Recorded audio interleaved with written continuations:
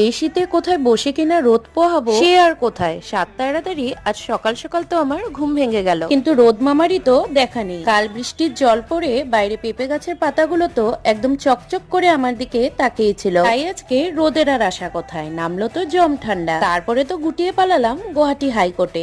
একেই আজকে registry marriage করে রুমে আস্তে আস্তে অনেকটাই লেট হয়ে গেছিল, তার উপরে আজকে যে দাঁত ছিটকানো ঠান্ডায় টিউশন ক্যান্সেল করে রুমেই ছিলাম। আর ও গেছিল বাজারে, তার সাথে যেমন কিছু কাজ ছিল, ম্যারিজ সার্টিফিকেটটা একেবারে ল্যামিনেশন করিয়ে আনলো।